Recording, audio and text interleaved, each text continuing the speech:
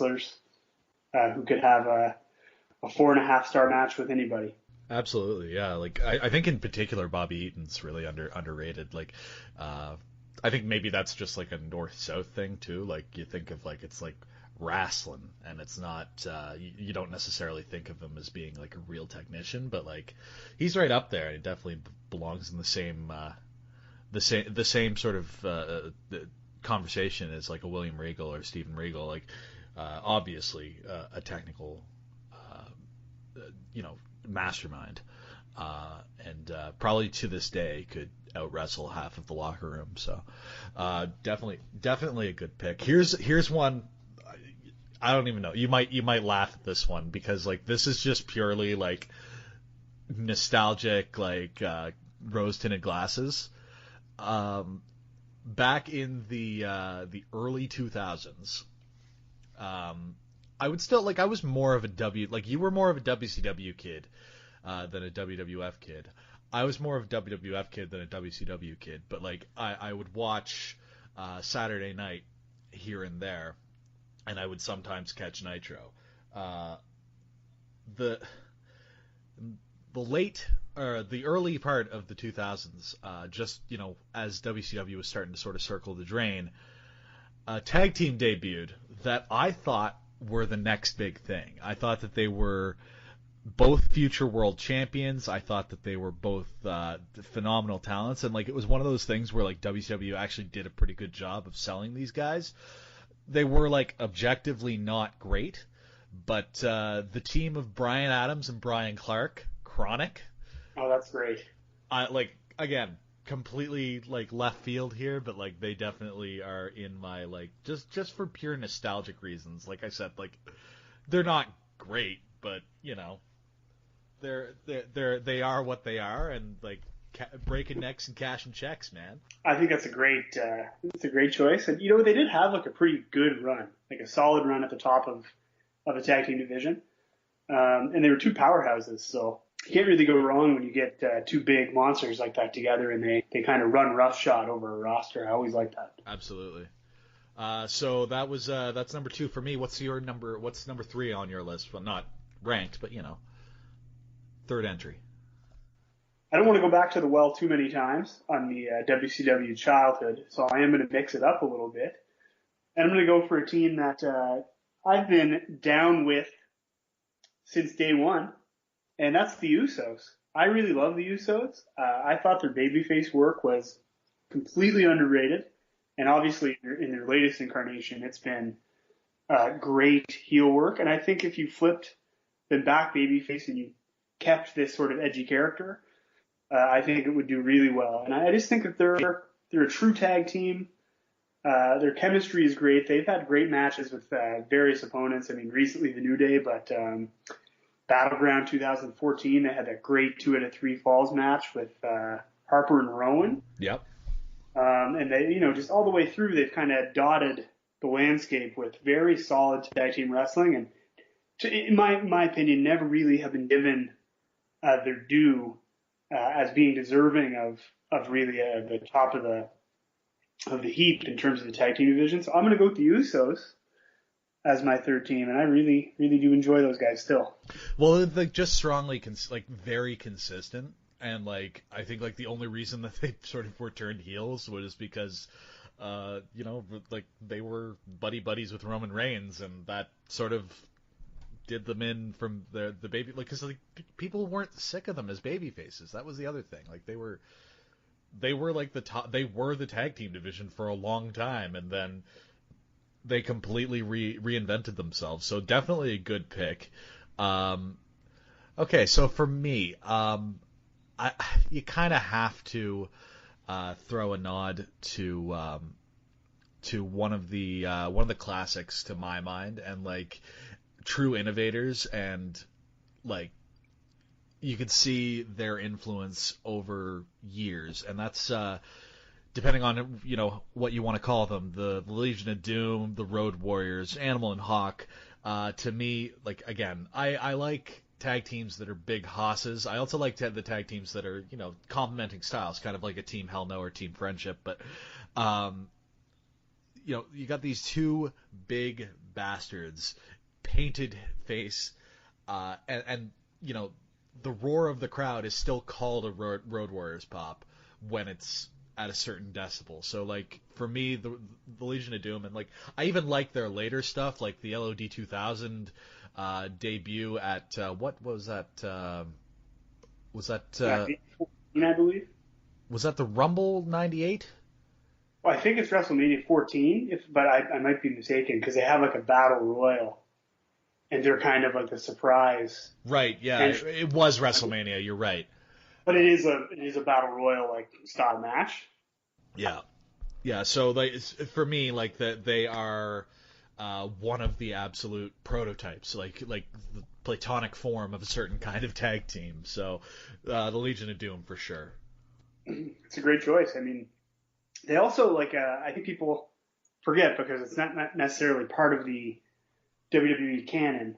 They were a big draw. They drew houses, they drew money, they drew ratings, and like they were often positioned in the main event spot for various territories. I mean, they were big in what I would call the Midwest, but also just nationally with the NWA product and later with WCW. But certainly changed the game in a lot of ways in terms of tag team being featured to that level. I mean, even later on, sometimes in NWA / WCW during that kind of change, like they would be at the top of the card, and they would also plug in a single sometimes. Like there were legitimately times when Road Warrior Hawk would face Sting or Ric Flair in the main event, and it was believable. It was believable that they could win the world title. So it's not often you see that from somebody who's strictly a tag team. So I think that's just a great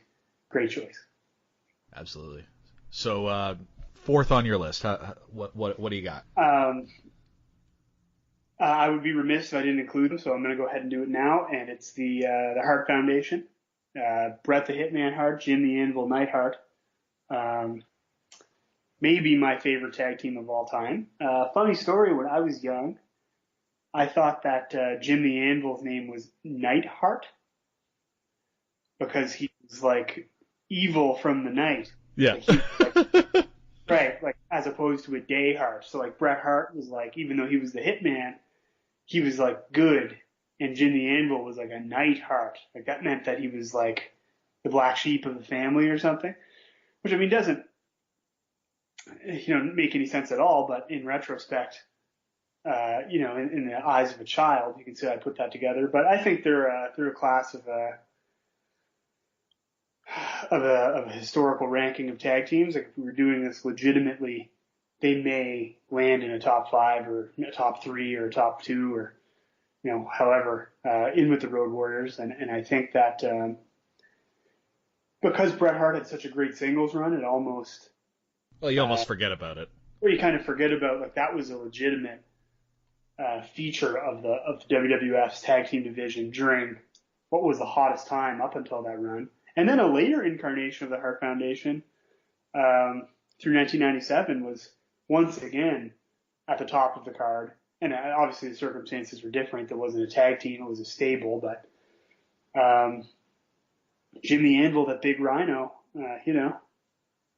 he was a monster of a man too. So, they're my number 4 team. And, they could be number 1 on really any list.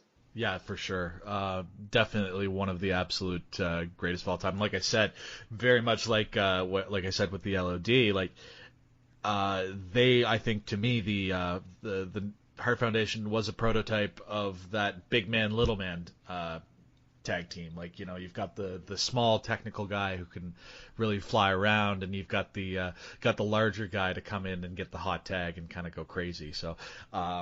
Absolutely, really, really good pick. Number 4, I'm gonna go the New Age Outlaws. Again, it's a product of my time. Like these guys were at the top. DX was running absolutely rampant in the WWF when I was first watching wrestling, and that real like call and answer thing. Like even when they were heels, you didn't know, that was so over, and like the crowd just absolutely loved it every single time, and like just a tag team of two guys who like had nothing going on in their singles careers that turned into like one of the greatest tag team acts of all time. And a good few private jokes between you, me, and a few others, like the OSM runs wild. That was something else. Like, they came back in 2014 and were the tag team champions. Which is pretty funny, but they're still really over. And I bet they continue to be. I wish Road Dogg would stay off Twitter a little bit. It's a little worked up, but yeah, what a great tag team. Yeah, absolutely. All right, so number 5.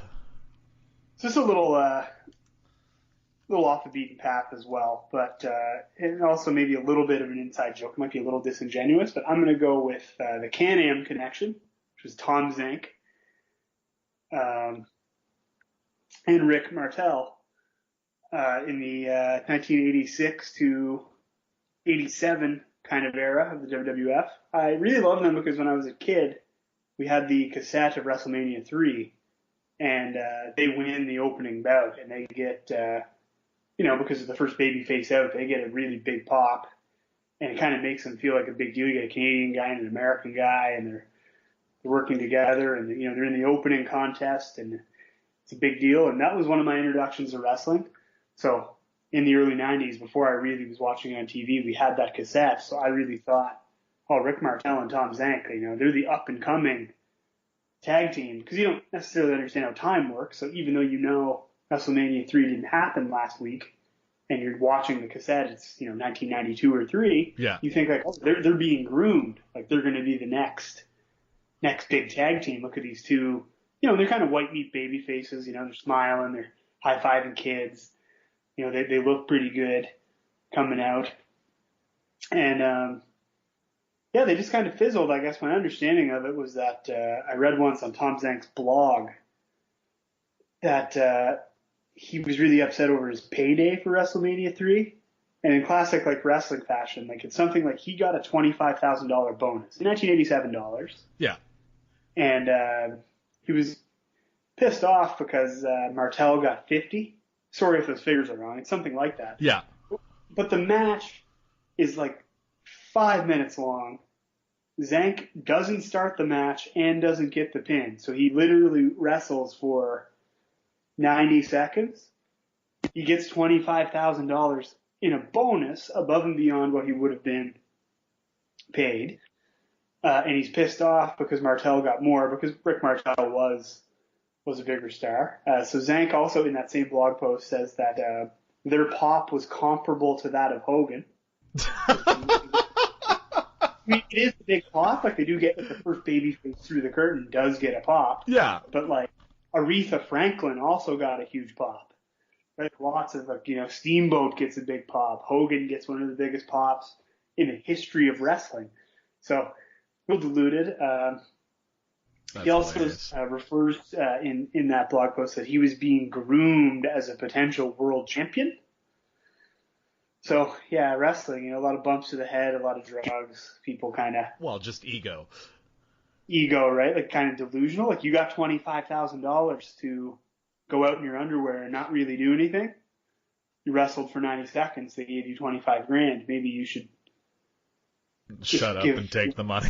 Right? Pretty good payday in my world. Like, but you know what? I do get with the other guys getting double the money. Probably some professional jealousy, but... They're probably taking up a little too much of the time here, but I love the Can-Am connection. I really loved them when I was kids, and they're going to be my number 5 favorite team. All right.